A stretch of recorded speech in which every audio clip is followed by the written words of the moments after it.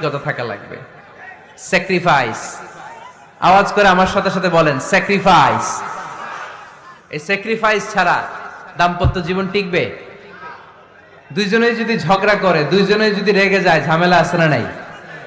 স্বামী রেগে গেলে স্ত্রীকে থেমে যেতে হয়, আবার স্ত্রী রেগে গেলে স্বামীকে থেমে যেতে হয়। স্বামীও যদি রেগে যায়, স্ত্রীও যদি রেগে যায়, তাহলে তৃতীয় বিশ্বযুদ্ধ বেঁধে যাবে, ঠিক কিনা?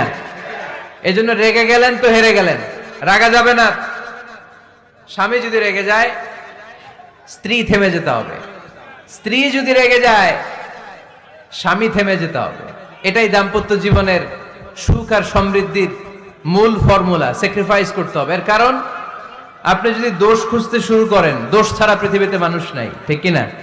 No one is perfect in this world. এই পৃথিবীতে কেউই পারফেক্ট না। আপনি যে আপনার স্ত্রীর দোষ খোঁজেন, আপনারও দোষ আছে না নাই? আবার ভাবি যদি আপনার খালি দোষ খোঁজে, ভাবিরও দোষ আছে না নাই? না, এজন্য দোষ খুঁজবেন না, স্যাক্রিফাইস করেন, একটু মানিয়ে নিন। দাম্পত্য জীবনটা এরকমই, একটু ছাড় দিতে হয়, একটু মানিয়ে নিতে হয়। দাম্পত্য জীবনে কখনো মন খারাপ, কখনো মন ভালো, কখনো রোদ, কখনো বৃষ্টি, এই নিয়েই দাম্পত্য জীবন, ঠিক কিনা?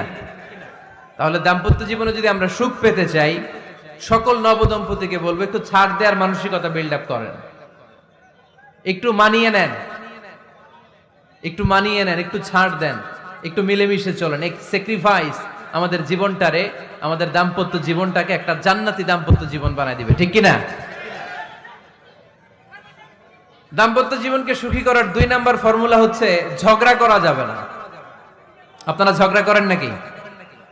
হ্যাঁ, বউয়ের সাথে ঝগড়া করেন না এরকম বিবাহিত পুরুষ কে কে আছেন দেখি এখানে? হাত তুলছে অনেকে। বিশ্বাস হয় আপনাদের? হ্যাঁ, অনেক ঝগড়া। হ্যাঁ, আচ্ছা, মেয়েরা বেশি করে? না না, এই মহিলা প্যান্ডেল আছে এদিকে, এদেরকে জিজ্ঞেস করলে বলবে সব দোষ আপনাদের, আর আপনারা দোষ দিচ্ছেন এদের। তো ঝগড়া করবেন না, মেহরবানি করে সম্মানিত ভাইরা, ঝগড়া করবেন না। কারণ এই ঝগড়া থেকে, সামান্য ঝগড়া থেকে অনেক সময় বিচ্ছেদের দিকে চলে যায় সম্পর্ক। ছোট্ট ঝগড়া থেকে যেতে যেতে ঝগড়া বাড়তে বাড়তে ডিভোর্সের দিকে গড়া, এরকম আছে না নাই? না, সামান্য ঝগড়া যদি বেঁধে যায়, শয়তান এটার মধ্যে বাতাস দেয়, এটারে বাড়াতে বাড়াতে শয়তান অনেক বড় করে। ইমানদারদের পরিবার ভেঙে গেলে শয়তান খুশি, আর ইমানদারদের পরিবার টিকে থাকলে আমার আল্লাহ খুশি।